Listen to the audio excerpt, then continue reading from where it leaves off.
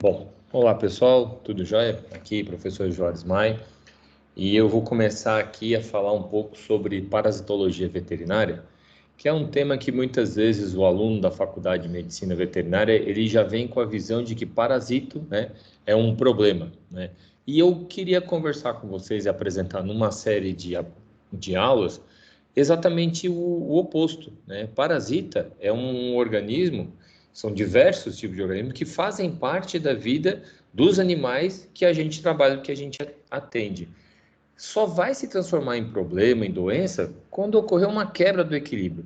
Então eu vou procurar apresentar ao longo de diversas aulas, para que vocês entendam como é que é o ciclo, como é que é a morfologia, como é que esses parasitas estão inseridos, né, na sua relação com seus hospedeiros, mas uma forma de entender e ver que existe um ciclo de relativo equilíbrio entre o hospedeiro e parasita, e quando isso é quebrado, o hospedeiro manifesta um problema, o que a gente chama de doença.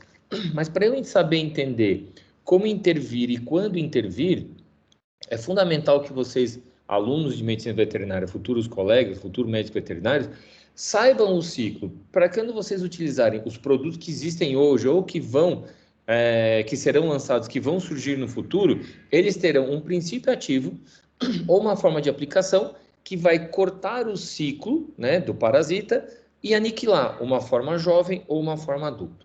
Então, existem diversos livros, a literatura é bem extensa na parte de parasitologia veterinária. Entre esses diversos livros, né, tem o livro do Zajac, que é o Veterinary Clinical Parasitology, tem o Parasitologia Veterinária do Taylor e tem o Parasitologia Veterinária do Georges, que é do Bauman, né? Então, esses são alguns dos três exemplos que eu diria que vocês podem consultar para ter uma diversidade de informações. Mas um livro que eu gosto bastante, e é um livro que normalmente não é ministrado na disciplina de parasitologia, é esse Conservation Biology, que no capítulo 16, ele trata de Disease and Conservation, né? Então, é doenças e conservação.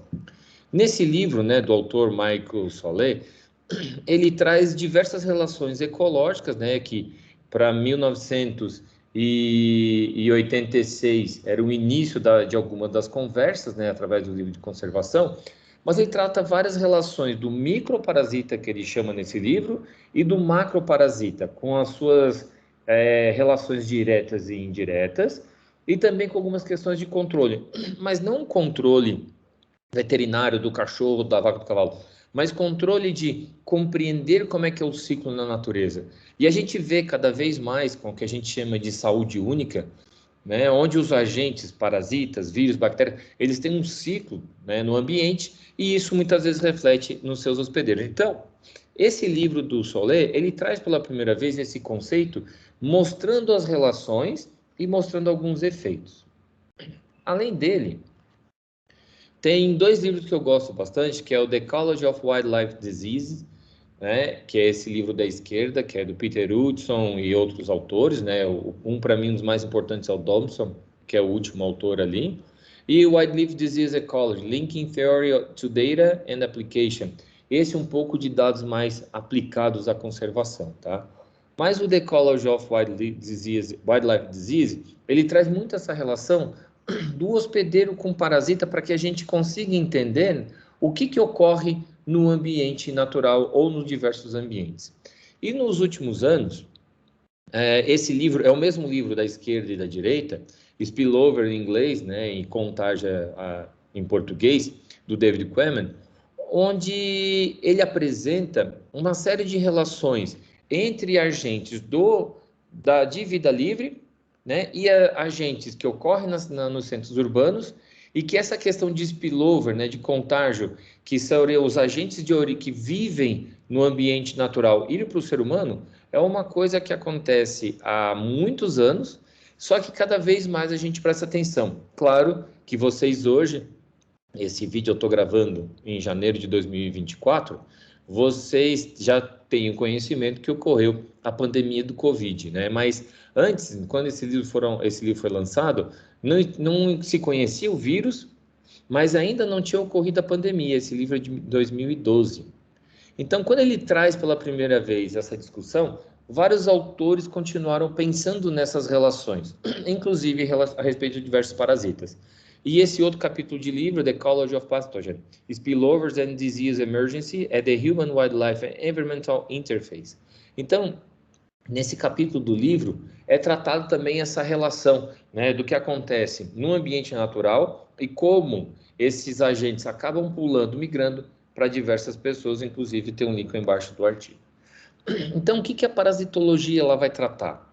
Ela vai tratar dos aspectos morfológicos dos parasitas, sejam eles protozoários, eumintos, popularmente chamados lombrigas, e os artrópodes, que seriam os insetos e os aracnídeos.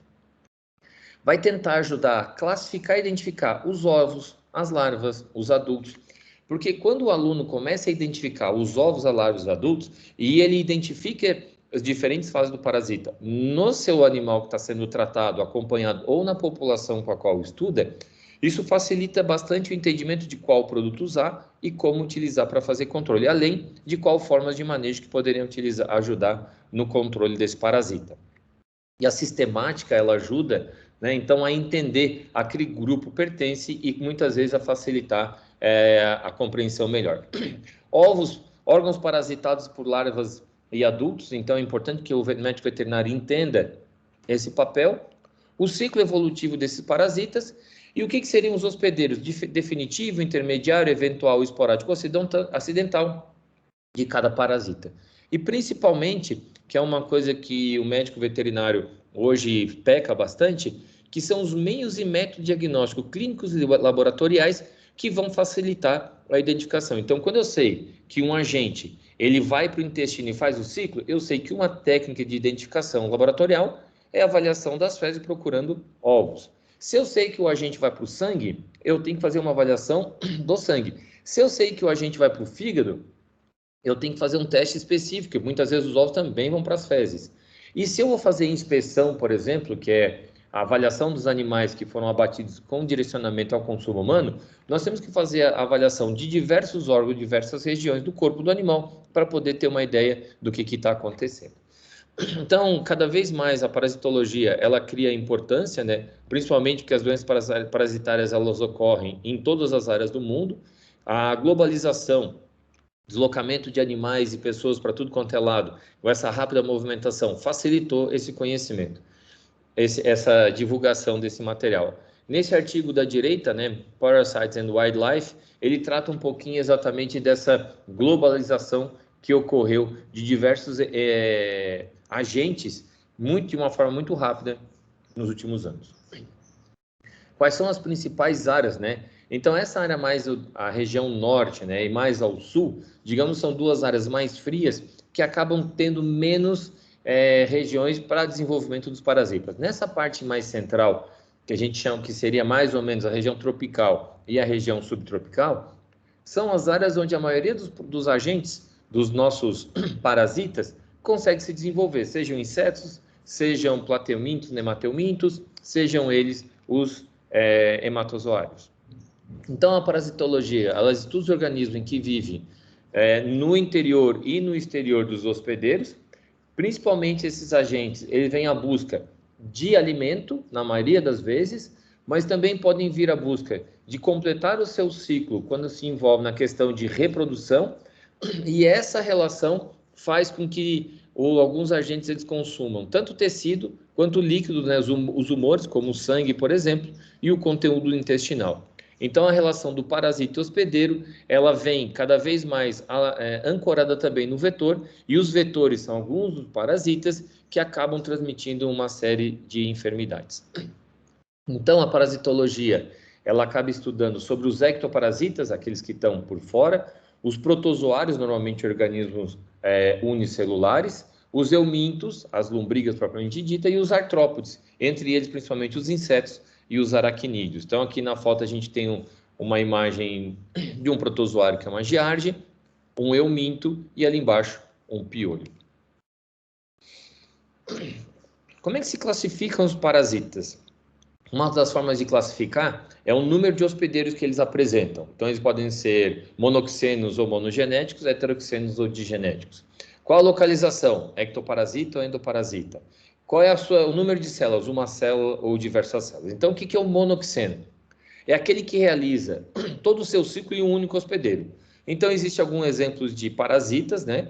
Que ele vai infestar, ele vai para o hospedeiro, então esse normalmente é o hospedeiro definitivo, não vai necessitar de um hospedeiro intermediário e ele faz todo o seu ciclo. Como, por exemplo, um parasita chamado Hemonx. Na imagem também eu trago um outro exemplo, que é o carrapato, né? O carrapato dos bovinos, que é o Rhipicephalus boophyllus micrópolis. Ele sobe no bovino e faz todo o seu ciclo de vida. Já os heteroxenos ou digenéticos, vocês vão ver também alguns livros chamados de trioxenos, completam seu ciclo usando 2 hospedeiros. Então, ele precisa de um hospedeiro intermediário para depois ele ter o seu hospedeiro definitivo. Então, um exemplo é o dipilídeo, que é um parasita, né, um verme, que precisa do seu ciclo passar pela pulga, e um outro exemplo é o esquistossoma, ou esquistossoma mansoni, né, esquistossomose, que vai fazer seu ciclo num caramujo para depois entrar no organismo dos seres humanos. Então, esse é o heteroxeno, ou seja, que precisa de 2, pelo menos 2 hospedeiros.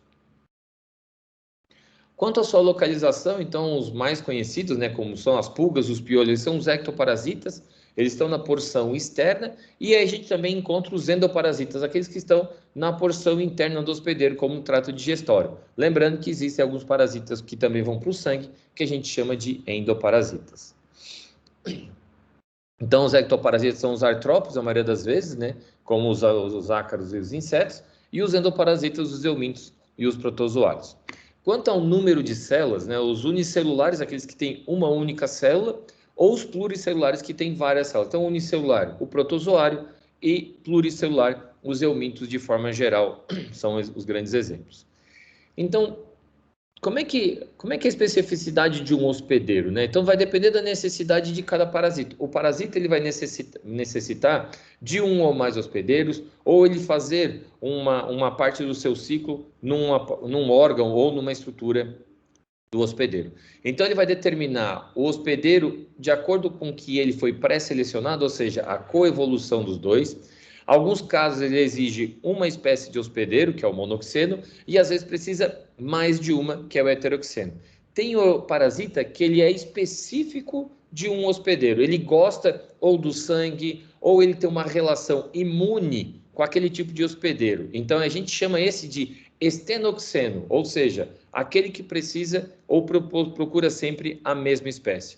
Alguns parasitas, né, eles procuram mais de uma espécie de hospedeiro para completar o seu ciclo, então ele é mais generalista.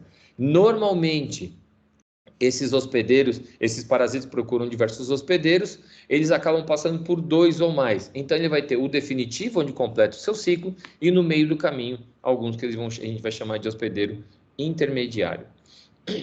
Então, o hospedeiro definitivo é aquele que o parasita tem a sua fase de maturidade, né, ou a fase de atividade sexual, como é o caso do esquistossoma mansoni no ser humano, e o intermediário é aquele que ele apresenta uma fase da sua vida, pode ser a fase larvária ou mesmo a fase assexuada, que é o caso do esquistossoma mansoni no caramujo. Vocês vão notar que, de acordo com o livro que vocês buscam e com o exemplo, vão existir algumas variações, porque quando se fala de um euminto, é diferente quando a gente fala de um protozoário, tá? Então, algumas das vezes aqui, nessa apresentação, eu vou procurar falar dessas características diferenciadas. Basicamente, a maioria das pessoas, quando a gente fala de parasita, pensam em lombriga, né? Então, as tênias, os nemateumintos, os plateumintos, mas a gente tem uma outra grande gama, né? Que seriam os amebas, os porozoários, os flagelados e ciliados, que também a gente lembra de parasita interno. Então, parasita é uma coisa que, sempre que a gente escuta, a primeira coisa que a gente entende é beneficia somente um. Né? Então, o parasitismo é aquele organismo que somente um se beneficia. O mutualismo há um benefício mútuo, né? O comensalismo há uma questão de compensação entre um outro, com esconderijo e alimentação. E todas essas formas de relações a gente chama de simbiose. Mas quando a gente começa a estudar e entender melhor o parasitismo, ele não é tão unilateral assim. Porque em vários momentos, em várias vezes, o próprio hospedeiro tem benefício com a presença. Se não é o indivíduo, é a espécie. Porque quanto maior a relação do parasita e do seu hospedeiro, melhor a condição da espécie. Eu vou procurar explicar ao longo das diversas aulas. Então, parasito, né? Parasito é uma palavra que vem do grego, que significa onde um se alimenta de outro. O indivíduo necessita de outro ser para ele terminar o seu ciclo de vida, mas também para ele ter abrigo, para ele ter alimento, para ele se reproduzir, ou seja, para ele se manter. E essa relação parasita-hospedeiro, ela é bastante importante para diversas espécies. Então, por exemplo, acantocéfalos e cestoides, eles dependem 100% do hospedeiro. Por quê? Alguns desses parasitas eles não têm nem trato digestório. Eles já começam a absorver o alimento que o hospedeiro digeriu. Nematóides, a dependência é um pouco menor, né, que eles possuem já tubo digestivo, mas eles precisam do oxigênio do próprio hábitat para poder se manter. Então, alguns hospedeiros podem dar tudo o que o seu parasita precisa para sobreviver e alguns parasitas conseguem tirar de fontes diferentes. Então, essa relação, né, de parasita e hospedeiro, ela vem sendo cada vez mais estudada na tentativa de compreender em diversos grupos. Nesse artigo aqui, é uma revisão, né, ele fala sobre o estresse entre parasita e hospedeiros, das interações, e o que é esse triângulo amoroso, né? O que é esse vício? O que ele fala? Que basicamente, quando o parasita ele tem uma boa relação com o seu hospedeiro e o hospedeiro está numa boa condição de saúde, onde ele faz um controle de diferentes efeitos estressores, não existe doença, existe um convívio. Quando há uma quebra por algum outro efeito, onde eu aumento o estresse, aumento a mudança ambiental, a mudança fisiológica desse meu hospedeiro, é quando realmente apresenta a verdadeira doença. Então, nesse outro artigo aqui da Nature, sobre coevolução de parasitas e hospedeiros, ele trata de uma coisa que eu gosto muito e eu acho que é cada vez mais relevante o aluno de medicina veterinária estudar, que é a respeito de, na coevolução do hospedeiro e parasita, há uma seleção natural dos hospedeiros para que eles sejam cada vez mais fortes e eles consigam responder a diferentes agentes e diferentes problemas.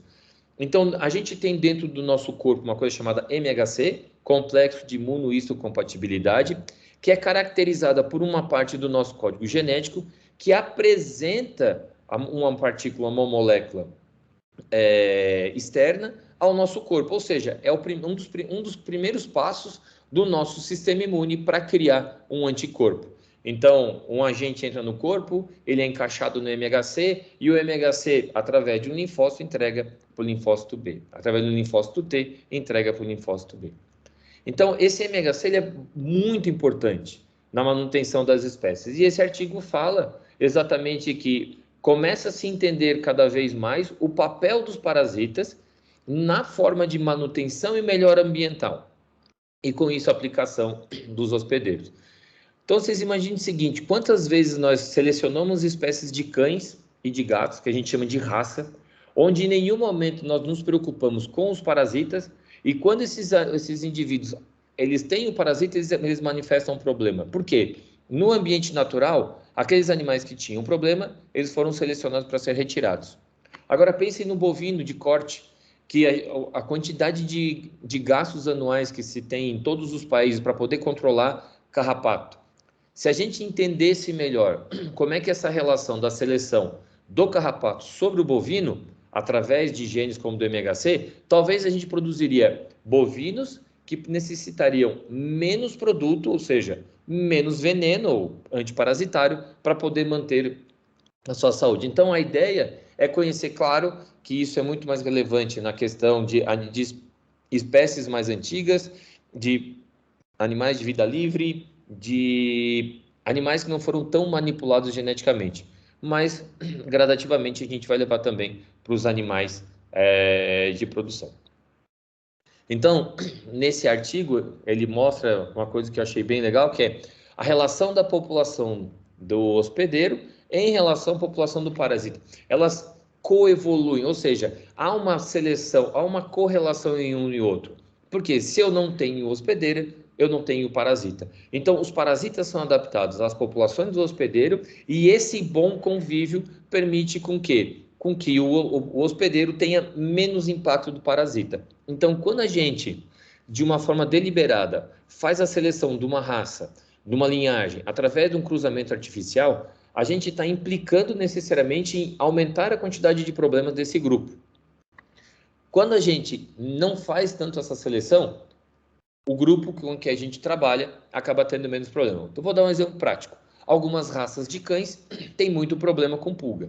Já o vira-lata não tem. Então, a raça que eu fiz a seleção de forma artificial, eu não levei em consideração em nenhum momento pulga. Já o vira-lata, ele está com muita pressão de seleção a respeito de pulga e por isso ele acaba tendo menos problema.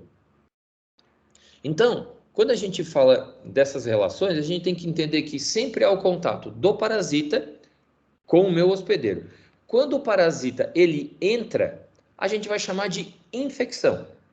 Quando o parasita ele se aloja por fora, a gente trata de infestação. Então, quando um vírus, ou a bactéria, um protozoário, um heminto, ele entra, ele vai ser chamado de infecção. Então, os nossos endoparasitas, eles fazem uma infecção. Numa imagem ali a gente tem algumas lâminas de sangue com os parasitas em volta das hemácias ou mesmo dentro de células brancas e na parte superior um coração com um parasita que a gente chama de Dirofilaria. Já na imagem inferior a gente tem uma pulga sobre a pele de uma pessoa, então nesse caso é uma infestação que é o parasita externo. De acordo com o livro que vocês forem utilizar, vírus e bactérias serão considerados também como parasitas, tá? É uma classificação generalista que se tem. Nesse bloco, nessa disciplina, nós vamos tratar mais de protozoários, eumintos e os artrópodes. Tipos de parasitas, né? Os obrigatórios, aquele que precisa de um hospedeiro para sobreviver, como é o caso do toxoplasma, ele não consegue fazer o seu ciclo se não for parasitando, tá? Ele não consegue fazer um ciclo no ambiente. O facultativo, como é o caso de algumas moscas, que elas precisam fazer o seu ciclo num hospedeiro ou podem fazer o seu ciclo fora, tá? Como fosse numa matéria orgânica em decomposição ou mesmo num cadáver, então não necessariamente precisa parasitar um organismo vivo. E o acidental é aquele que pode acontecer, né, que a gente acaba tendo contato, mas ele não é o ideal, ele acaba sendo por um acaso, como é o caso de pilídeo, que é um parasita intestinal.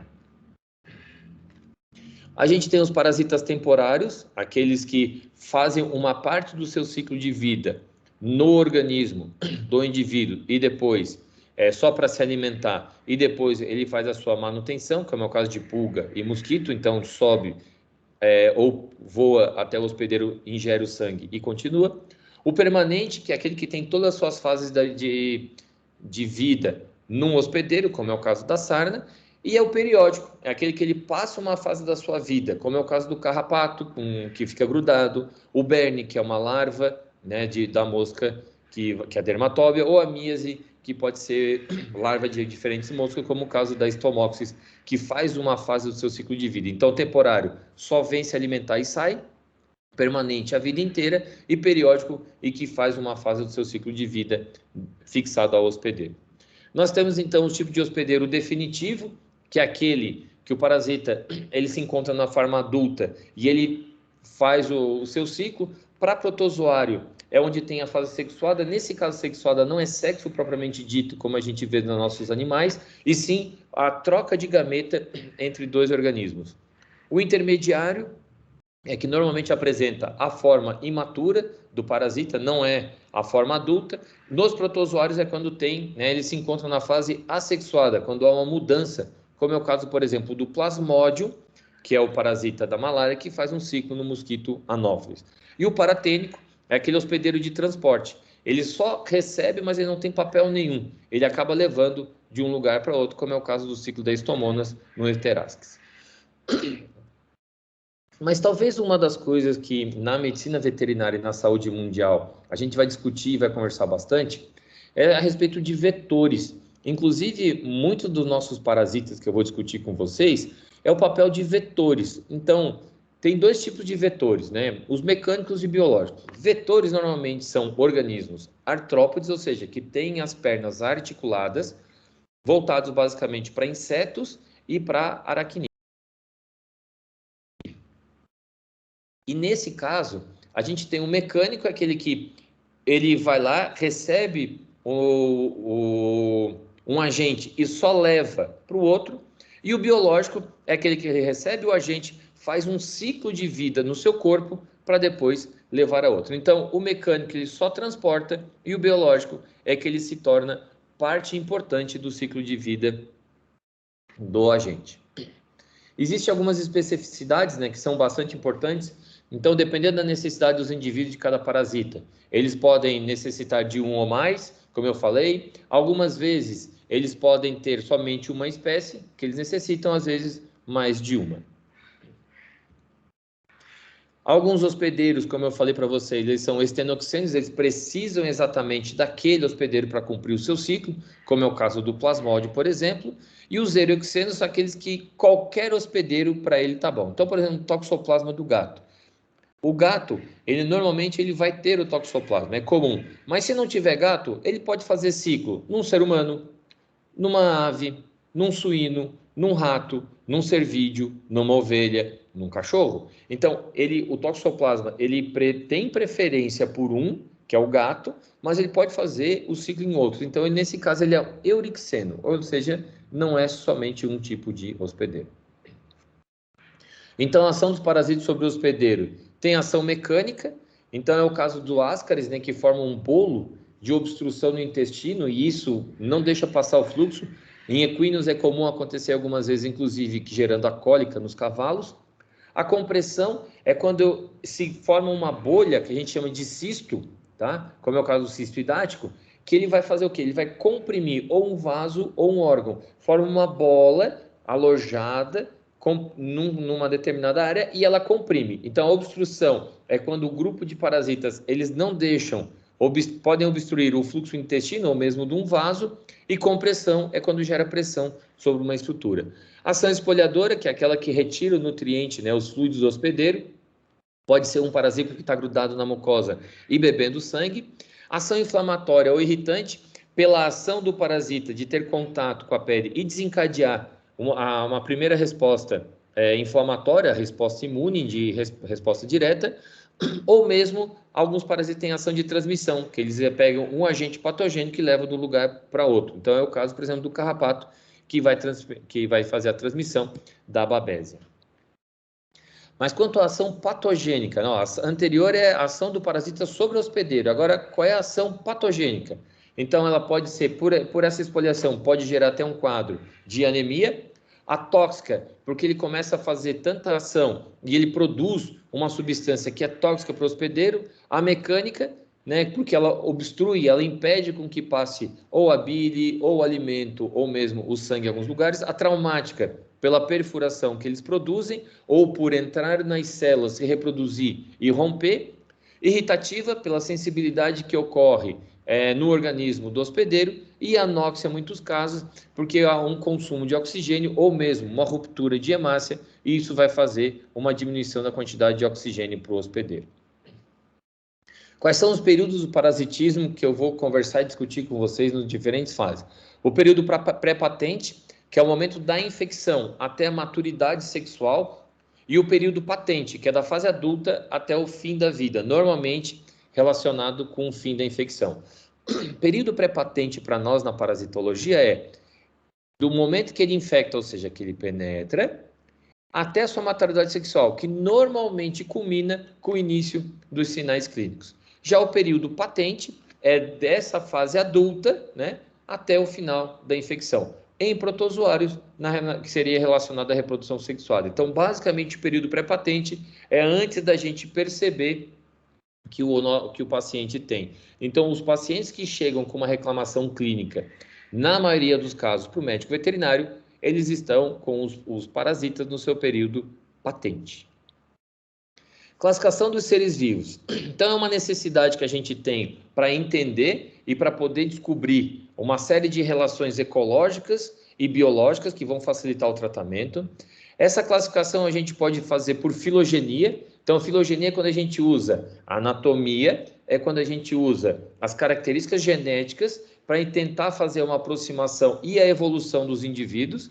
A ontogênica é pelo seu desenvolvimento e a biogeográfica pela região aonde eles se encontram. Então, todo esse tipo de classificação a gente usa para poder facilitar. Então, vocês vão ver em diversos momentos durante as minhas apresentações sobre parasita, eu citar classificação filogenética, classificação ontogenética ou mesmo biogeográfica da origem.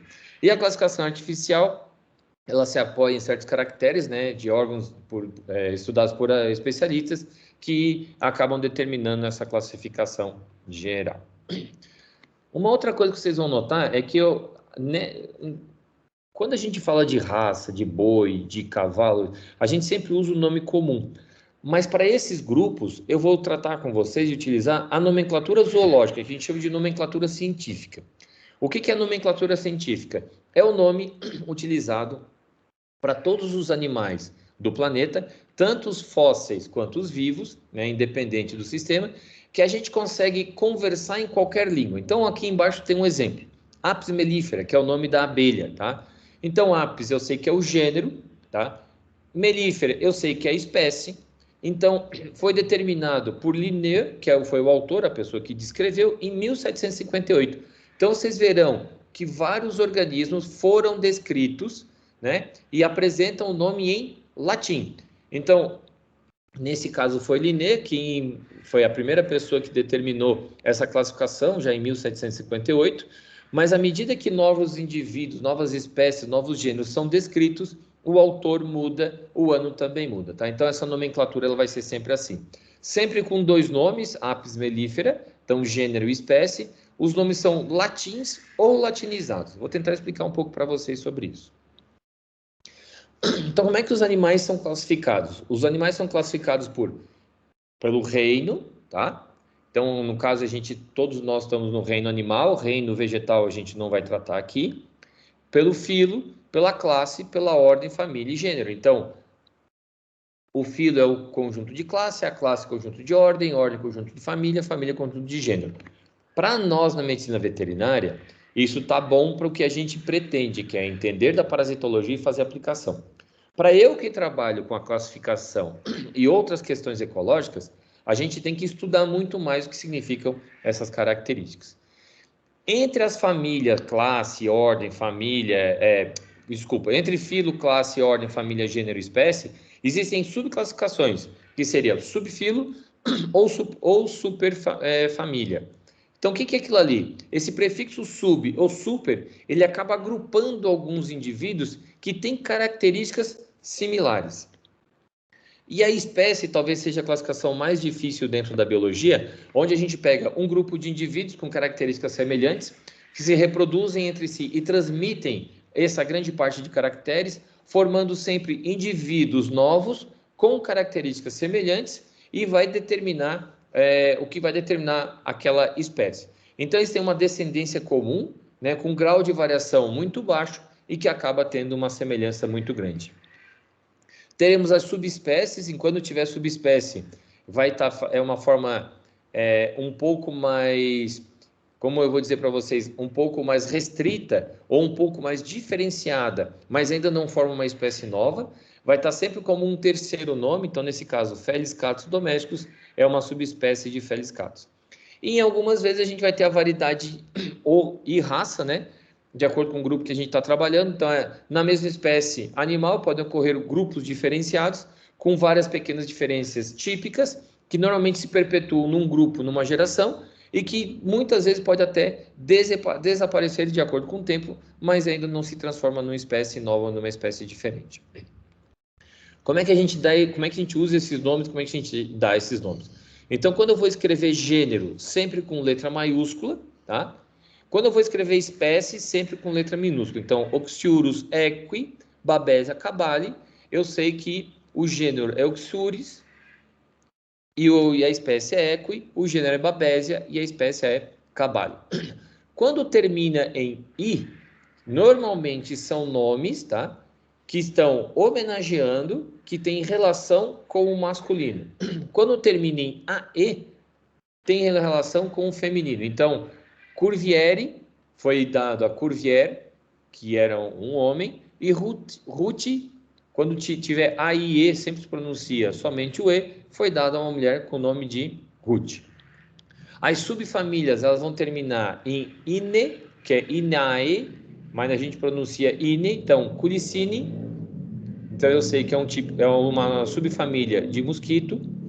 Quando é a família, termina em ide ou idai, então Eimeride, que é o grupo de Eimérias, que é da mesma família. Superfamília vai terminar em oide, que é Strongyloide, que é um grupo de parasita, e tribo vai terminar em ini, como é o caso de Anopheline. Gente, vocês não precisam decorar, é só para que vocês entendam, quando eu vou utilizar na classificação dos parasitas, quando eu for citar para vocês, muitas vezes eu vou falar, um Culicini, um Emeride, um Strongyloide. Vocês precisam se acostumar com esse tipo de classificação, porque parasitas dificilmente têm nome comum. E normalmente o nome comum, ele muda muito de um lugar para outro. Vou dar um exemplo para vocês. Mosquito. Gente, mosquito é uma bagunça. Tem gente que chama de mosquito pernilongo, confunde com borrachudo. Cada lugar é um nome diferente. Então, na forma técnica da medicina veterinária de tratar, nós trataremos pelo nome científico, que facilita a compreensão para tudo quanto é lugar. Beleza? Então eu fico por aqui nessa apresentação e eu volto numa próxima aula com mais temas sobre parasitologia. Falou? Até mais!